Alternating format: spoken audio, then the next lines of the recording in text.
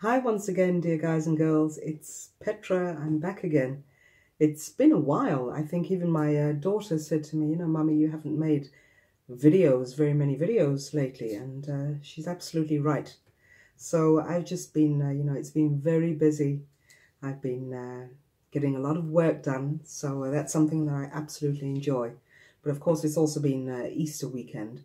So we've had a long 4-day Easter weekend, and I just took the time to relax and do some gardening, which I love to do, and spend some extra time with my mum and other family members. So I'm very relaxed, and maybe a bit too relaxed. You might see that by the way I'm, sitting in front of the camera right now. But yeah, I'm really feeling good. So I thought, well, let me take this opportunity. It's a beautiful spring evening. And I thought, let me just sit down and say a few words. So, I had a discussion with my mum this past weekend of, all the stuff that she had been through as a child. My mum grew up in a very large family. She had, or she still has, no, I'm sorry. She had 13 brothers and sisters. And one of them has recently passed. So because of they grew up in such a large family, they were all sent to boarding school back in the day. I'm talking about the 50s and 60s back in southern Africa. And all the kids were sent to boarding school. So they had very long periods of time where they did not see their parents, maybe 3-4 months at a time, because my grandparents lived out out of the big cities. So it was inconvenient for them. It was a very long trip to go and fetch the kids from boarding school every weekend. So they would have long periods of time where they would just, stay at the boarding school, and would only go home every 4 months, or, at Christmas holidays, they would have like 6 weeks off. So then they could reconnect again. And Mum was just saying how her parents, my grandparents, were never very physical. They didn't hug a lot. They didn't kiss a lot. But there were little things that were done for the children. For example, when my grandfather knew that it was time for the kids to come and spend holidays at home, he would buy all the things that he knew they loved. So my mum loved then, and still loves, baking and cooking. So my grandfather would make sure that she had, the extra bit of flour and sugar, which was, was a luxury back in the 50s and 60s in Southern Africa. So he would buy all these little extra things for her, extra kitchen utensils, so that she could spend some of her time during the holiday baking. This was his way of expressing his love to her. And this is what Mum also said. She said, my parents never told me that they loved me, but I felt it and I knew it. And I thought, isn't that just wonderful? How we can express love, how we can express feelings for the other person just by our actions. And that again made me think of this work that I'm doing right now on healing myself and helping others to heal from narcissistic abuse, is that it is all about the feeling. It's not, when you're speaking of narcissistic abuse, it is, of course, there are certain traits that you follow in order to state or to put a label on what you have been through. But I think most of all, it is the feeling that you get from this other person. And as we all know, the feelings that we get from being in an abusive relationship are very degrading, very hurtful feelings, very hurtful emotions. We don't feel loved. We are always second-guessing ourselves. We feel the doubt. We feel the anger. We feel the sadness. So it is all the energy that you are feeling. And this also, of course, brought me to the topic of this video today. That was a very long intro, so sorry if you found that quite boring. But it brings me to this topic, and the topic for the video today is self-love as opposed to self-abuse. Healing is not a quick fix. Healing is a process of dealing with your pain on a daily basis, and not only dealing with the pain, but also healing from the pain. Because in order to heal, you have to deal with what you are going through, with your emotions, in order to get through that. As I was saying with my mother, she felt the love and knew as a child she was loved and that she was valued and that she was she was just loved, by the feelings, by the emotions, invisible emotions, by the invisible energy. She knew it. So this is what also is very important when you are dealing with your healing after narcissistic abuse. Society finds it acceptable, this is my opinion, but society finds it acceptable to self-abuse. We treat our minds, we treat our bodies like machines, and, we just keep telling ourselves to get on with it. If there's something we dislike or something, we feel very passionate about in a negative way, we are told to just get on with it, push those emotions, push those feelings aside, and get on with it. Now, if you look at this very closely, it is self-abuse. Because why should we just get on with it? Why should we step out or be discarded from a narcissistic relationship? In some cases, these relationships have lasted for decades. And we step out of these relationships, or we are discarded, and society expects us to just get on with it. And I think what is even worse is that in some cases, we too expect ourselves and demand of ourselves to just get on with it. Now that is self-abuse. When you are talking about self-love as opposed to self-abuse, self-love is having compassion for yourself, is having patience with yourself, is holding yourself through this very traumatic experience, telling yourself everything is going to be okay. You are going to get through this. I will do whatever it takes to get you through this. That is self-love, and it is done on a daily basis. It is a series of spiritual rituals. And when I say spiritual, of course, I'm not meaning religion, although in some cases you are religious, you do attend church, you do read your Bible. That is another way of helping yourself through this abuse. So whatever feels right to you, whether that is religion, whether it is spirituality, that is something that you need to cherish and apply to your everyday rituals in order to get you through this, in order to heal. It is like a wound. The wound that I explained in a video very many months ago, where you have a wound on your hand or on your arm, and this wound, the narcissist keeps opening up the wound and pouring salt onto it. And at some point, when you have distanced yourself from the narcissist, or you have been discarded, then that wound will still be very painful. It will still be full of salt. And at some point, you have to clean that wound out. That is what I mean by sitting in your pain, feeling and acknowledging your pain. That is the cleaning of the wound, because when you are cleaning that wound, of course, it is going to be painful. But you have to get through that pain in order for the wound to close, for the skin to grow back over that, and for it to heal. So yes, you will still have the scar tissue.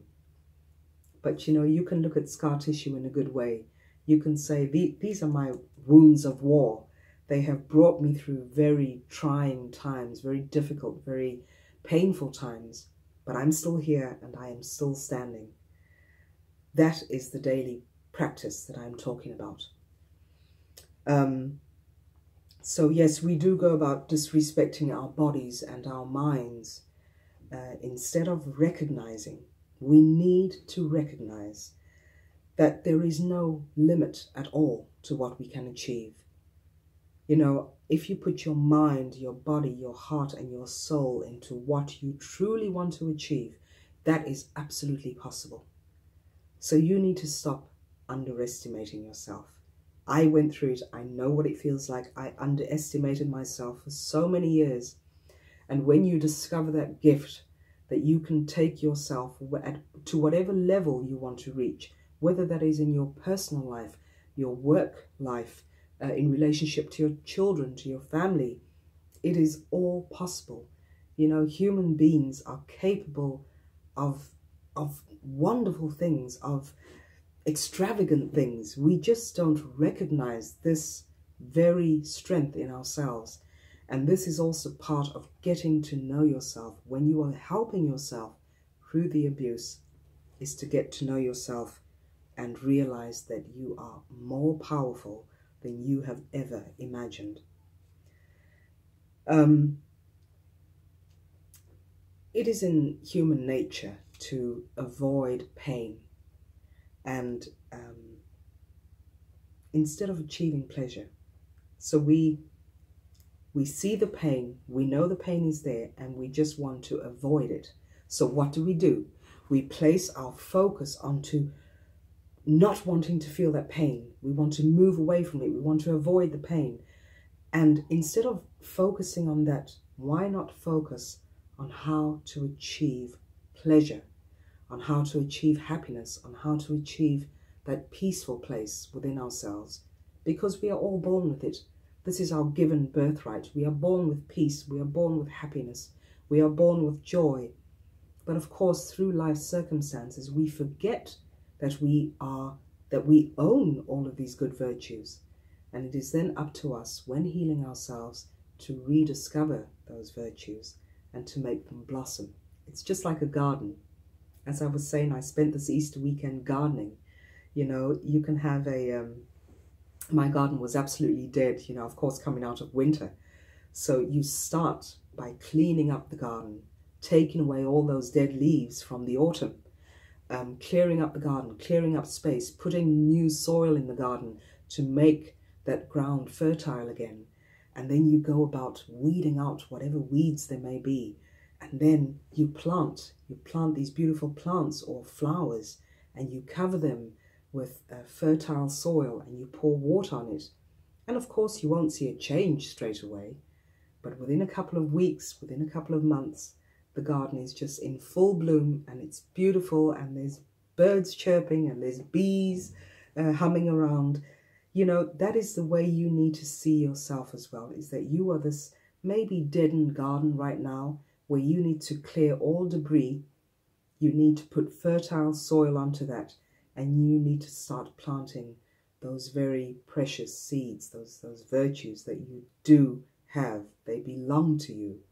So if you nurture that, and if you keep watering that, it is going to bloom. So the little garden in your heart will bloom.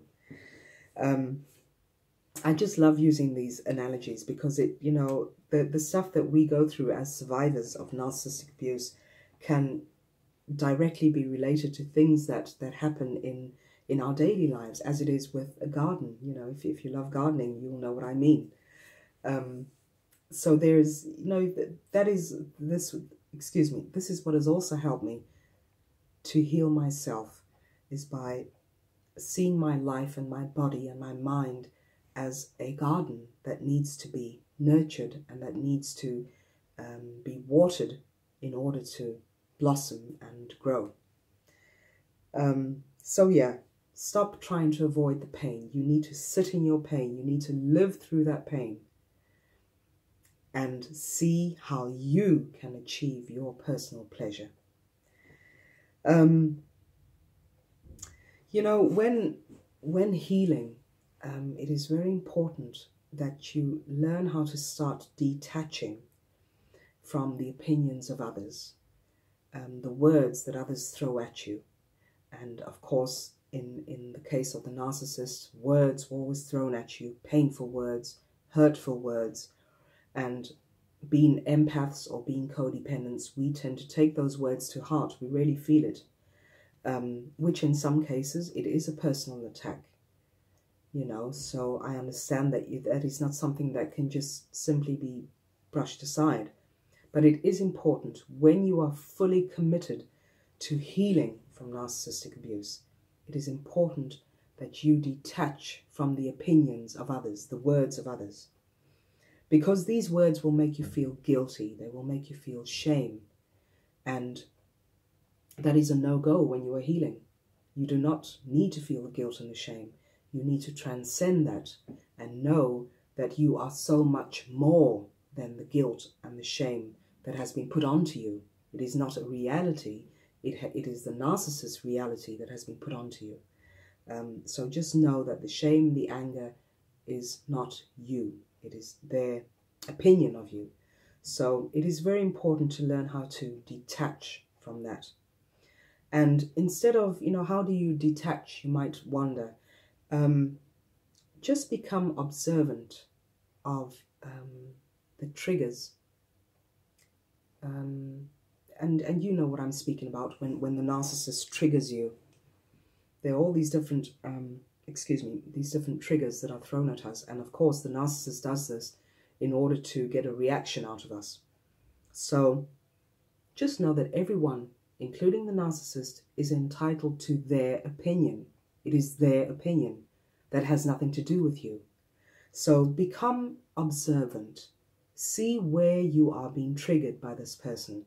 And just know, instead of reacting with defending yourself, with saying that is not true, with trying to set the story straight, just observe it and then back away from it.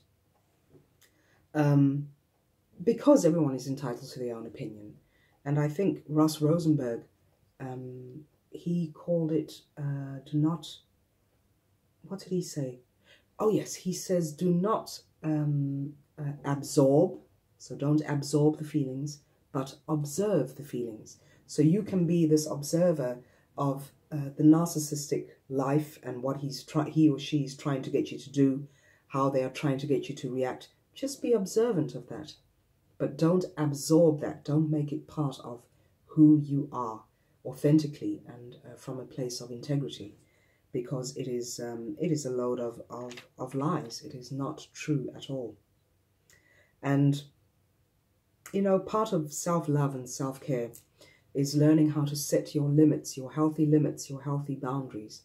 And I realize that you cannot go from 0 to 100 within a couple of days, but you can learn how to set small boundaries.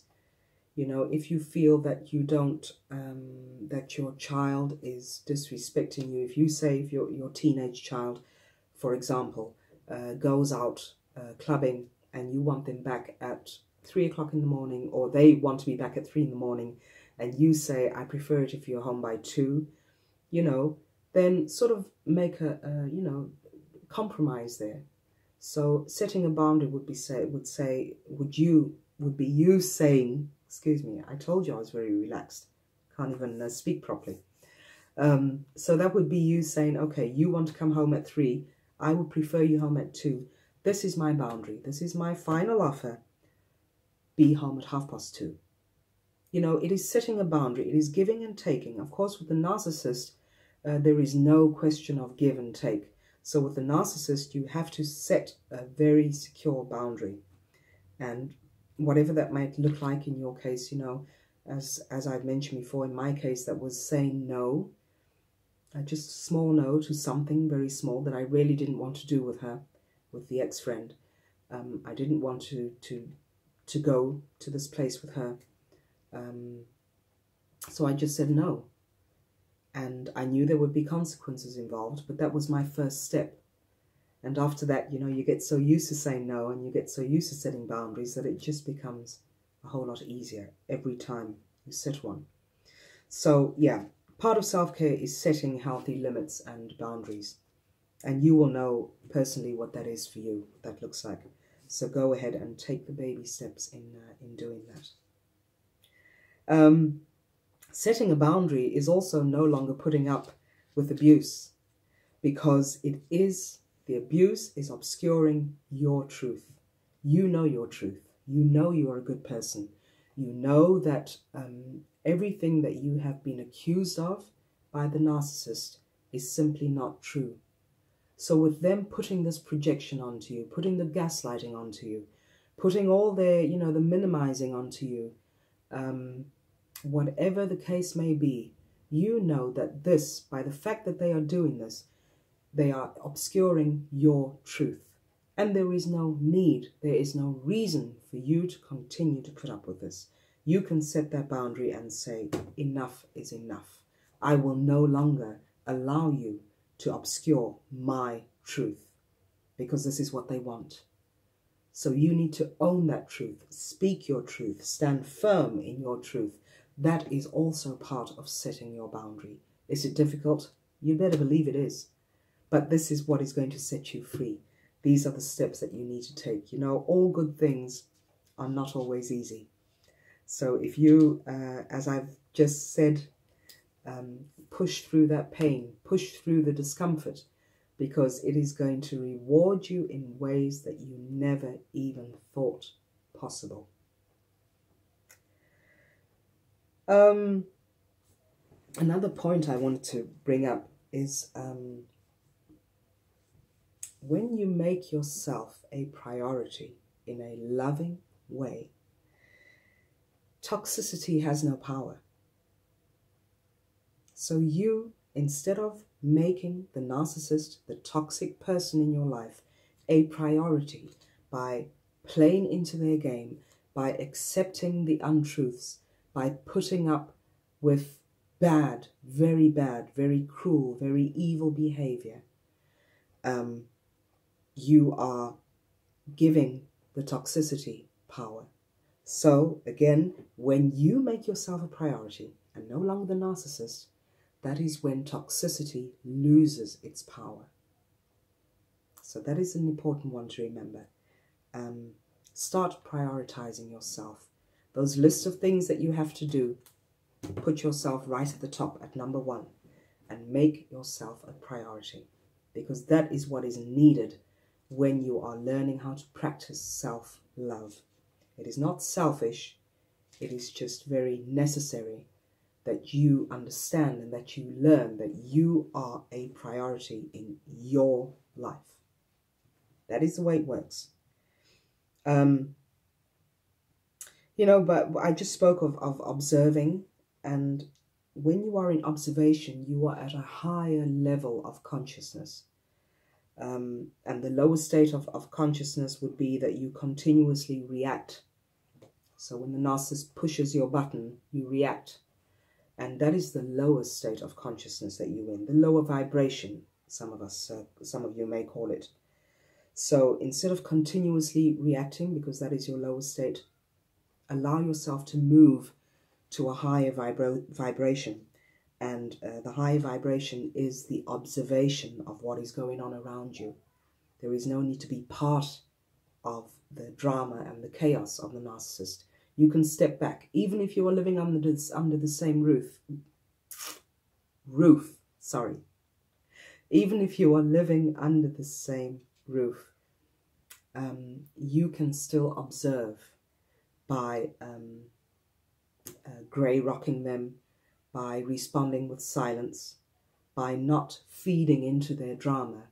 You know, that is part of emotional intelligence.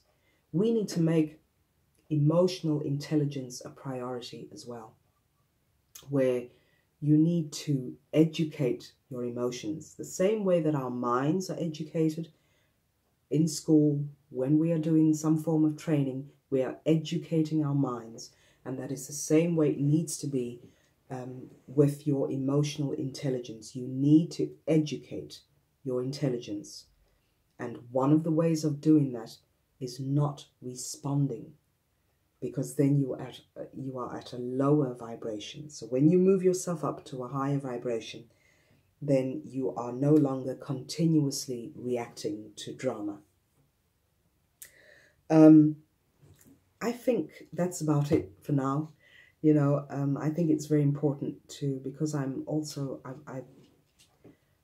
I have the last couple of weeks, I've been spending a tremendous amount of time working with people who are willing to change that lower vibration into a higher vibration. So what I'm really coaching on when I am allowed to work with all these wonderful clients that come to my practice is that I am more focused now on the emotional intelligence, because it is freeing. It will absolutely free you up. And of course, you want to tell your story when you are being coached. You want to tell your story of the narcissistic abuse. And that is good, because you need to get it out of your system. But at some point, part of the self-love, part of the self-healing is also becoming in touch with yourself. So you need to disconnect from toxicity and reconnect with yourself. And that is also emotional intelligence. So that the focus is taken off of toxicity and put back onto you, onto your intelligence, onto your high vibration, and onto healing yourself. So thanks for tuning in again. That was all for today. And I promise I'm going to get back in the saddle again and do a few more this week, because I miss you guys. You know, when I haven't made a video for a couple of days, in this last case it was 11 days, I do miss that. So it's great to reconnect with you. Thanks again for tuning in, and love and light to all of you. Speak to you all very soon. Bye for now.